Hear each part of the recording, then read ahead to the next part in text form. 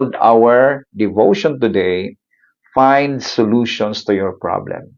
Alam po ninyo, kapag meron pong problema sa inyong buhay, ay hindi po natin ito masosolusyonan kung dadagdagan po natin ng panibagong problema. Ano? At hindi po natin pag-uusapan kung ano po ang solusyon. If the problem is there, what we need to talk with is the solution. It's not about blaming kung ano po nagkamali, kung ano po nagkasala, o sino po ang mga uh, nakagawa ng hindi tama. So, how would we resolve the problem? Okay? Kasi minsan, pag nagkakaroon na po ng problema, ay nagkakaroon na po ng sisihan. Katulad po na nangyari po kay Eva at Adan. Ano?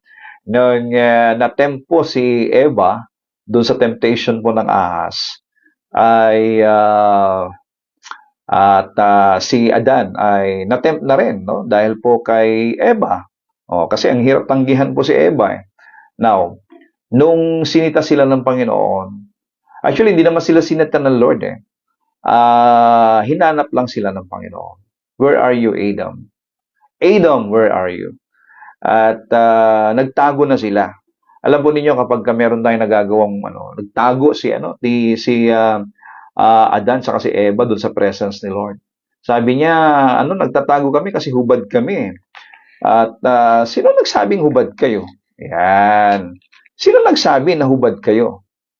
Alam mo ninyo, sino nagsabi na ikaw ay nasa kahihiyan? Or sino nagsabi na hindi ka karapat-dapat na humarap sa Diyos? Sino nagsabi na hindi ka kayo karapat-dapat sa akin?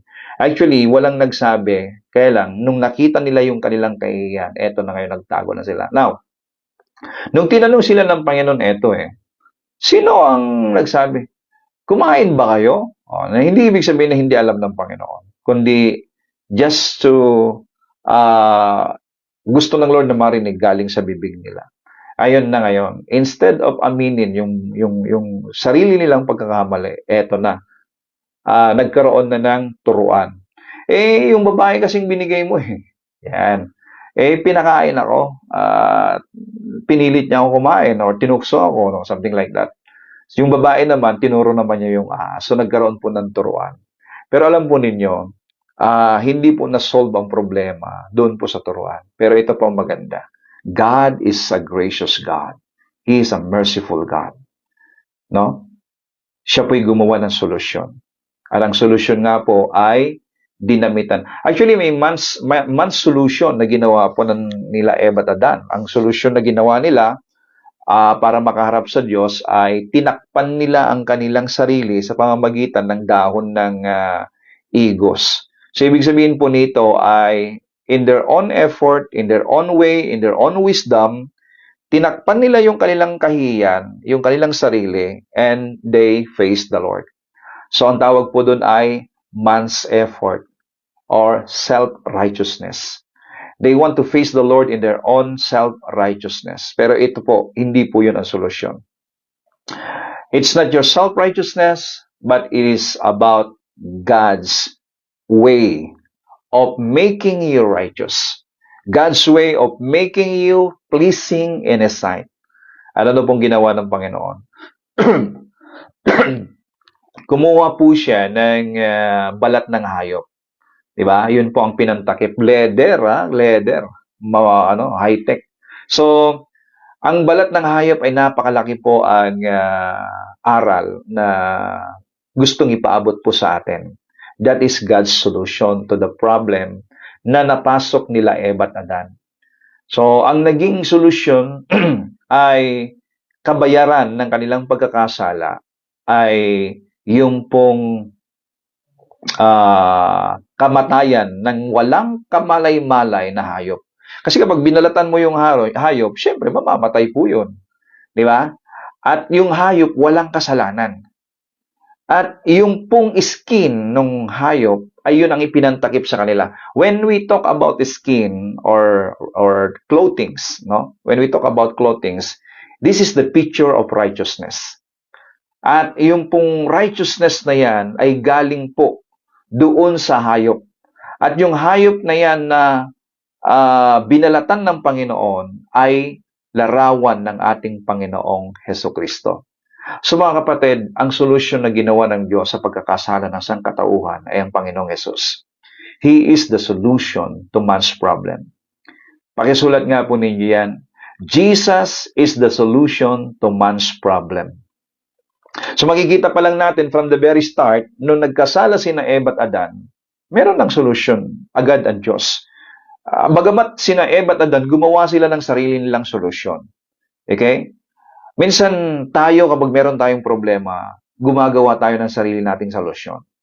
But, friend, I want to advise you today that if you have problem in your own life, in your family, in your relationship, in your church, or wherever it is, even in your business, or in every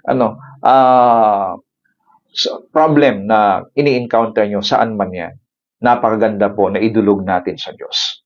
And ask God for solution. It's not about katulad ng ginawa nila Eva at Adan na nagturuan, kundi what is the solution. So find solution to your problem, my friend. Napakaganda, no? Na from the very start, ipinakita na kaagad ni Lord na ang solusyon sa pagkakamali, pagkakasala nila Eva at Adan ay ang Panginoong Hesukristo, which is the picture of the lamb or the animals na nabalatan. At yung pong righteousness ng hayop na yon, yun ang ipinantakip sa kanila. Mga kapatid, we might appear unrighteous because of our shortcomings and wrongdoings. But when you present it to God, you come humbly to the Lord, ibibigay ng Diyos or itatakip ng Diyos ang katwiran mula sa kanyang anak. Katulad na lang ng isang malibughang anak. No? Yung alibughang anak, wala na siyang kwenta eh. Galit nga sa kanya yung kapatid eh. Yung kapatid niya na panganay, galit. Kasi, biruin mo, nilustay ang lahat ng yaman ng kanyang tatay. Eh, nagpakasarap ng buhay. Pagkatapos babalik siya ngayon, eh, maggalit talaga yung panganay. Kasi yung panganay siya, ang tapat na naglilingkod. Siya yung so-called matuwid ang buhay. Walang kasalanan. Kaya eto ngayon, nung bumalik siya ngayon, niyakap ng tatay. Alam po ninyo, ang Diyos po ay laging nagbibigay ng solusyon.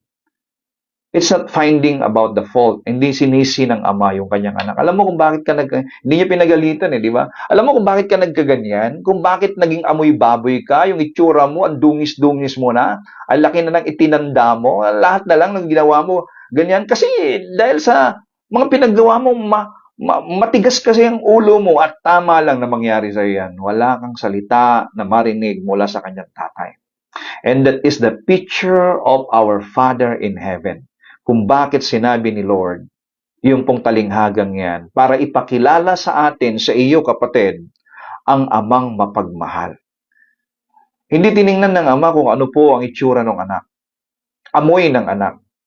Kundi niyakap po niya. Sinalubong niya ng pagyakap at pagmamahal.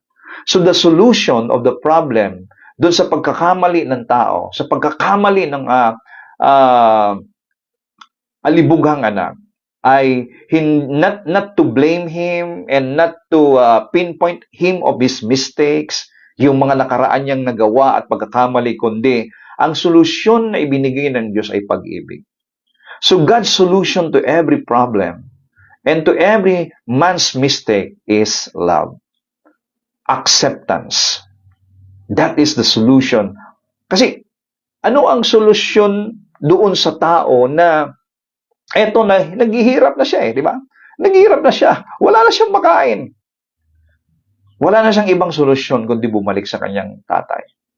Bagamat alam niyan, hindi na siya tatanggapin at para sa kanya, hindi na rin siya karapat-dapat. Pero ano pong nangyari? No?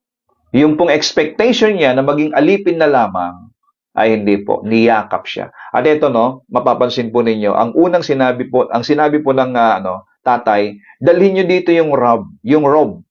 Yung robe, again, is a speak of righteousness. Siya na nawalan ng katwiran, siya na napuno na ng kahihiyan, siya na nawalan na ng dangal, siya na nawalan na ng kredibilidad. Come, sabi ni Lord, ilagay natin sa kanya ang robe of righteousness. At ibigay natin ang singsing, ang authority, ang sandalyas. Sapagat ang nagsasandalyas lang po ay yung pong mga anak. Ano? Ibigay natin sa kanya. So, ibig sabihin, ni-restore ng Ama lahat ng nawala doon sa kanyang anak. So, the solution of God to the problem is not about pinpointing his mistakes, pinpointing his wrong choices, but yung pong solution. So, find solution to your problem. Okay. So, ano pong gagawin natin, mga kapatid? Number one that we need as, well, dapat maunawaan muna natin that there is a solution to every problem. Pakisulat nga natin dyan. There is a solution to every problem. So we need to look for it. Look for the solution, mga kapatid. Now, how to solve our problem? Of course, we need to align our mind and our thoughts in the mind of Christ. Okay, every problem man created, God had a solution and turn it into an opportunity. Okay, dito, alam ko na doon sa pag-ibig ng ama sa kanyang anak, ay hindi na muling naging pasaway yung anak. Kasi po, ang pag-ibig ng Diyos ay nagbabago ng buhay. Okay? So, what we gonna do? Number one is lean on to the Holy Spirit. Just ask and seek. Okay? The guidance, you have to soak yourself into the Holy Spirit. The Holy Spirit is our present personal guide this time. He is our present, personal, gracious, merciful, loving guide this time. The Holy Spirit. He is with you. He will never leave you. He will never forsake you. He is there in times that you don't know what to do in your situation. Again, walang problema na walang solusyon. The solution is not about separation. The solution is not about kicking out or wag tanggapin. That's not the solution. The solution is always leading and leaded by the Holy Spirit. It brings peace. So as we are led by the Holy Spirit and pray in the Holy Spirit, ito po yung matutunan natin. Learn to be led by the Holy Spirit and pray in the Holy Spirit. So speak in tongues or groaning and even worshiping. Just worship Him and ask, Lord, guide me. Okay? As we do this, as we come to be led by the Holy Spirit, we bring His solution into our situation. Inilalapit natin sa Panginoon yung situation natin. No? At kinakailangan every time that we pray, or every time that we are talking about the problem. Like for example, if you have problem in your family, if you have problem in your church, if you have problem in your community, if you have problem in your own personal problem, better to worship God first. Better to pray in the Spirit first. Ask for God's wisdom. Okay? In your situation. Ang sabi po ng Romans chapter 8, verse 26 and 27, the Spirit helps our weaknesses. Minsan, hindi natin alam kung anong gagawin natin, but the Spirit helps us in our weaknesses. For we do not know how to pray, or we should.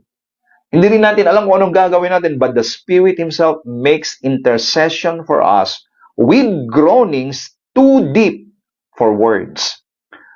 So, just pour out your heart to the Lord.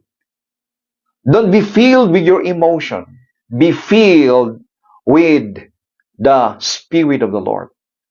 So, how can you, paano mo makikreate yung pong pagkilos ng Holy Spirit sa iyo? Worship. Speaking His goodness. Declaring that God is good and declaring that He has a very good plan in your life. Meron siyang magandang bagay na plinano sa buhay mo at kung anong mga bagay na plinano niya sa iyo, mangyayari siya at magaganap siya. Oh, glory to the name of Jesus Christ. So, now, He who searches the hearts knows what the mind of the Spirit is, making intercession for us according to the will of God, according to the solution of God. The will of God is God's solution to your situation. Hallelujah. Pakisulat nga po ninyo dyan, mga kapatid. The will of God is the solution to my problem, to your situation. It's not your will. Minsan, we go in our own way, we go in our own will, no? But the solution of God, my friend, is according to His will. Glory to God. Then, after that, you lean on to the Holy Spirit, okay? Asking God, hayaan mo na mapuspos ka, mapuno ka, mag-umapaw ka sa presence ng Lord. Kapag hindi pa natapos yan, halimbawa, just do it many times. Just do it often. Hanggang sa dumating sa iyo ang kapayapaan. Because the Holy Spirit will always bring peace into your heart. It's not about peace outside, no? Huwag nating hayaan na, hindi, kinakailangan pumayapa muna ang kapaligiran. No. Ang unang pumapayapa dapat at ang pagmumulan ng kapayapaan, pagsisimulan ng kapayapaan is in your heart. It's in your heart. It's not about what happening in the outside. Because you cannot control what is happening in the outside. You cannot control the mind of others. You cannot control the decision of others. You cannot control what is happening in this world. You cannot control those leaders of this nation. Leaders against leaders. King against kings. We cannot control what is happening outside, but you can control what is happening in your heart. You can choose to have peace in every kagulumihanan sa buhay o sa paligid. You can choose to demonstrate love sa panahon na ang tao ay nire-reject ka. Sa panahon na ang tao ay inaayawang ka. Sa panahon na ang tao ay they do something bad against you. You can choose to love. Or pwede ka rin, you can choose to hate. You can choose to get angry, but it's up to you. If you choose angry or anger, if you choose hatred or be in hate, then that is the work of the flesh. And the work of the flesh brings death, sabi po ng Bible. But if you choose to love, if you choose to have peace, if you choose to have joy in your situation, then there is life. If you choose to be gentle, if you choose to, whatever it is. But, eto po, mapalad ang mga taong dadala ng kapayapaan, sabi po ng Bible. Alam mo ba ninyo, ano po ang kapayapaan? Ang kapayapaan ay walang iba kundi ang Panginoon. He is the Prince of Peace. And that peace brings life, brings joy, brings nagbubunga ng isang buhay na ganap at kasiyasiya. Mga kapatid, the best thing that we can do in our situation, if you have problem, is that submit to the Holy Spirit. And then number 2 is this. Use your authority by speaking it out what you want to take place in your life. Use your authority. Alam mo ninyo, ang kalaban natin ay hindi ang laman at dugo. Sabi po ng Bible in Ephesians chapter 6, we wrestle not against flesh and blood. There is a spirit behind. Therefore, you have to use your authority. Use your mouth to move the mountain. Okay? The mountains of problems. Ang ugali ng tao na hindi mo kontrolado, na ayaw mo, they are not your enemy. There is a spirit behind those. Because I do believe that there are two spirits that controls the world. The spirit of the enemy and the spirit of God. So who controls you, my friend? Are you controlled by the spirit of the enemy, which is the spirit of anger, hatred, confusion, everything, no? Lahat nandiyan po yan sa tinalakay po natin doon sa Galatians chapter 5, verse 19. Now, and the Spirit of God is love, and joy, and peace, gentleness, humility, meekness, goodness, kasama lahat yan. Now, we have the authority to speak what we want to take place in our life. The solution begins by talking to, not talking about your problem, but talking to your problem. Meaning, kinakausap mo yung problema mo at sinasabihan mo siya ng isang bagay, get away in the name of Jesus Christ. Okay? Of course, ang pinapalayas, hindi po yung tao, ang pinapalayas yung problema. Yung espiritu doon po sa tao. It's not the man. Hindi yun ang pinapalayas kasi we wrestle not against flesh and blood. Not talking about, alam nyo, every time we talking about, nag-glorify at pag pinag-uusapan ng problema, minsan, lalong-lalo na kung naididiin yung isang yung isang tao sa problema o naididiin ka sa problema o sino man ang naididiin, lalong nagkakaroon ka ng galit. Lalo kang nagkakaroon ng hatred, pagkamuhi dun sa tao habang napag-uusapan. No? Ako meron po akong experience about that kind, no? Na habang minemeditate ko yung pong problema about parang naloko ka or nagtiwala ka tapos naloko ka, no? Habang minemeditate mo, habang iniisip-isip mo lahat ng pangyayari, lalong nagkakaroon ng galit, lalo kang nagkakaroon ng hatred at minsan parang gusto mo nang maghiganti, gusto mo nang mag-revenge, gusto mo nang, alam mo yon, while you are meditating on the problem and talking about the problem, lalo kang parang you're walking in the flesh, no? But when you're talking to your problem, big sabihin, you're casting out, no? Then you are proclaiming the promises of God, nagkakaroon ka ng kapayapaan. No? Kaya ito po ang tip, no? Kapag kayong pong ginagawa mo ay talagang nagbubunga ng pagkawasak, nagbubunga ng pagkahiwa-hiwalay, nagbubunga ng kamatayan, nagbubunga ng confusion, meaning that's not of God. It's not of God. But what you're doing is, it brings peace unto you. Wow. Kasi yung personal mo lang nakikita mo eh. Hindi mo na, wag mo nang tingnan yung iba. Tingnan mo yung sarili mo. Do you have peace in what you are doing? Hallelujah. Glory to the name of Jesus Christ. So, you can say, if you say to this mountain, sabi ni Lord in Mark 11:23, be removed and cast into the sea, and do not doubt, it shall obey you. Wow, dito pinapakita ng Panginoon na there's power in your words. In our words, there is power. Kaya nga po, life and death are in the power of the tongue. So at the tip of your tongue. Kaya nga, ano ang lumalabas sa labi mo, kapatid? Is it death? Is it life? Is it solution? Or a problem? Okay? If you're looking for problems, you will find them. Ang daming problema eh. Kapag maghanap ka ng problema, ang daming problema. Ang daming pwedeng halongkatin na problema kapag maghanap ka ng problema. Di ba?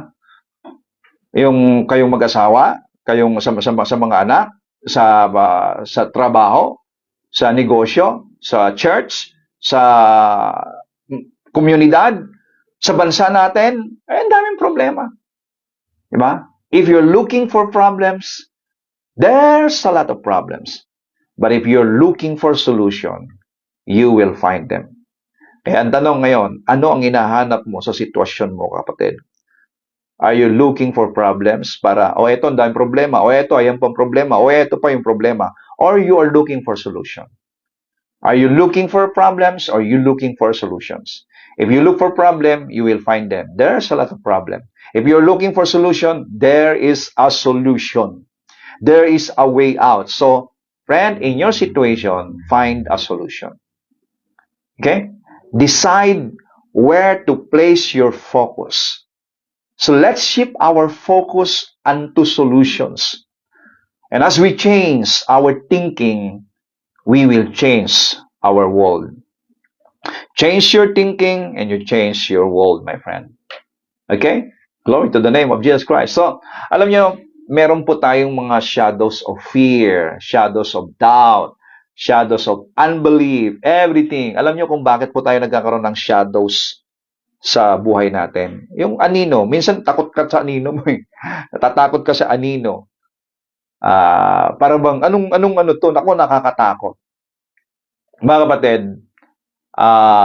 paano natin maaalis ang mga shadows of fear, ang shadows of doubt, shadows of unbelief, shadows of, depression, oppression, anger.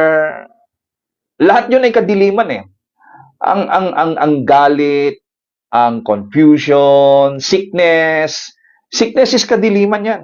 No? Poverty is kadiliman. Lahat yan kadiliman. So how would we wipe out darkness in our life? Paano natin? Halimbawa, madilim sa loob ng bahay, ano ang dapat na gawin? Turn on the light. Yan. In your place of darkness, turn on the light. And what is the light? The light is Jesus Christ. The light is the Word of God. The Word of God is light. Okay? So, darkness will leave and wipes out when the light is on. Kapag ka naisindi na yung liwanag, makikita mo na wipes out. So, how to wipes out those fear in your heart? Those shadows of those anger, those darkness in your life, my friend. Turn on the light. Let Jesus comes in, the Prince of Peace and the light of the world. Let Jesus comes into your mind. Let Jesus comes into your heart. Let Jesus comes into your situation, my friend. Okay? Madilim ang mundo. Alam nyo, yung mundo na kinalalagyan natin noon, madilim, walang buhay, walang direksyon, walang saysay, walang kwenta. Yan po ang mundo na kinalalagyan natin. Ano po ang una pong binigkas ni Lord? Dito sa madilim na mundo, let there be light. So you have to say, in your situation, let there be light. It was the light that cast out the darkness. Let there be light in my situation right now. Let there be light in my mind. Kasi kung yung iniisip mo ay magbibigay ng kamatayan, magbibigay ng kadiliman, lalong magpapalala. Kapatid, there is darkness. Let there be light in your situation right now. Oh, glory to God. So pag sinabi natin, let there be light, kahit madilim pa yan, no? When you start to stand on the word of truth, when you start to stand on God, when you start to stand on Jesus, pwedeng wala ka pang makitang liwanag katulad nung nilikha ng Diyos ang mundo. Nung sinabi ni Lord na let there be light, and then the light comes in, nag-take effect agad ang light. Kaya lang, makikita nyo, wala pa rin nakikita na halaman. Wala pa rin nakikita na lupa. Wala pa rin nakikita na may buhay. Wala pa rin nakikita na may bulaklak. Wala pa rin nakikita na isda. Wala pa rin nakikita na bituin, sapagkat ang liwanag ng bituin, araw, buwan, ay nalikha sa 4 na araw, ika-4 araw. So, ibig sabihin, mga kapatid, kahit wala ka pang nakikita na may buhay, once the light is there, even there's a literal darkness na nandiyan sa buhay mo, buhay ka na. Nagbago na ang buhay mo. As you begin to stand on God's word, as you begin to proclaim the word of God, stand on Jesus in the side of God, bago na buhay mo. Kahit na yung sitwasyon, hindi pa, parang nandyan pa rin. Kahit yung sitwasyon, parang wala pang nangyayari. Kapatid, as long as the light enters in, there is already life that brings transformation into your life. Amen? Sabi nga ng Psalms 119 verse 130, the entrance of His word brings light. Okay? When the word of God enter into your heart, it brings light unto you.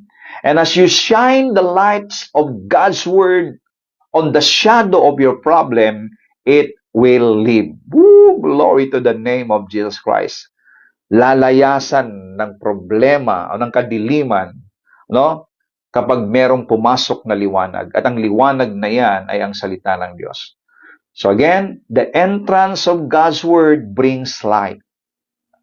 Let God's Word enter into your heart. Don't go with the emotion. Don't go with human reasoning. Maliligaw ka, kapatid. Maliligaw tayo kapag tayo po ay sa emotion magdidesisyon or sa human reasoning. Hindi ganito mangyari or sa human observation. Science po yan. Magkaiba po ang science dito po sa salita ng Diyos. Or yung observation of men sa pangako ng Diyos. Magkaiba. No? Bigyan ko po kayo ng example ng pagkakaiba. No? Ito ang paraan ng Diyos ay laging miraculous. Like for example, yung nakakagat ang ahas, ang mga tao dun sa ilang. Okay? Ano ang solusyon? There's a problem, nagkakamatayan ng mga tao. Ano ang solusyon? Kung pwedeng, pag magtipon-tipon ngayon ng mga leader doon sa Israel, sa ilang, ano ang solusyon? Nandiyan na yung problema, yung kamandag, ang daming ahas, bawat makamandag, pag nakagat, mamamatay ka agad.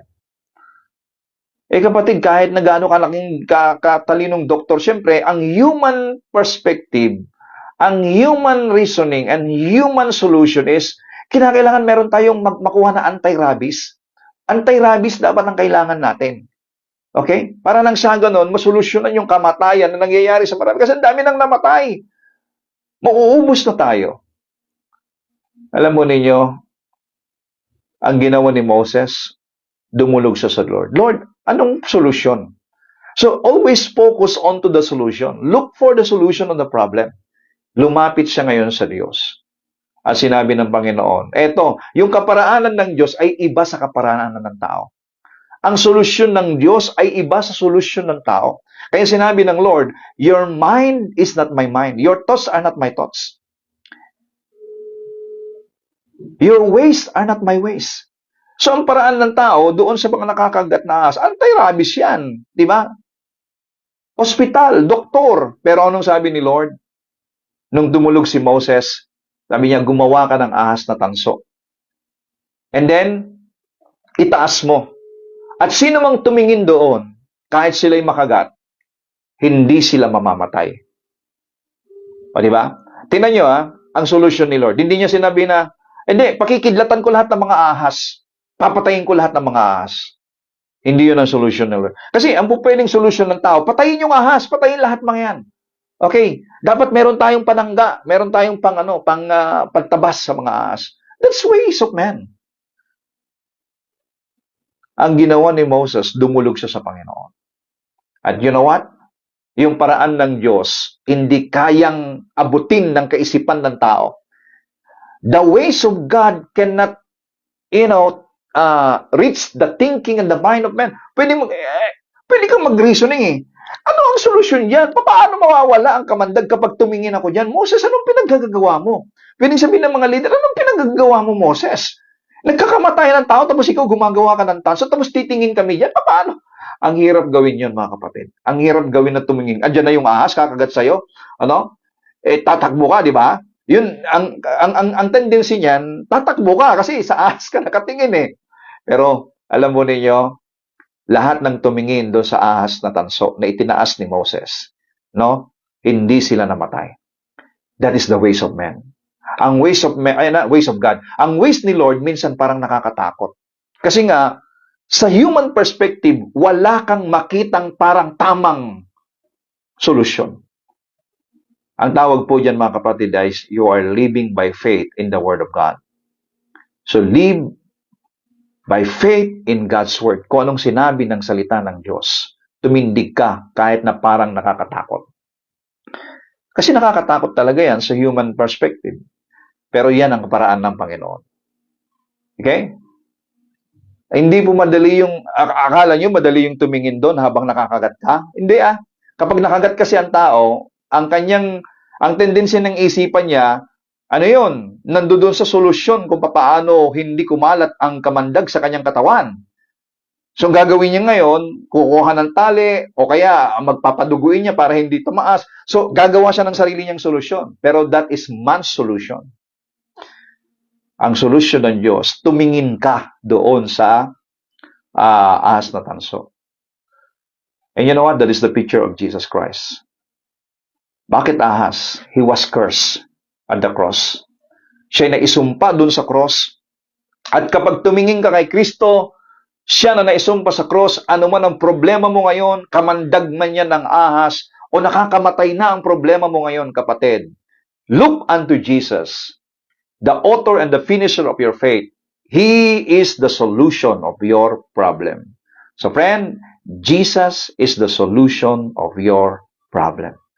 Can you write it down? Jesus is the solution of my problem. So again, look for solution to your problem.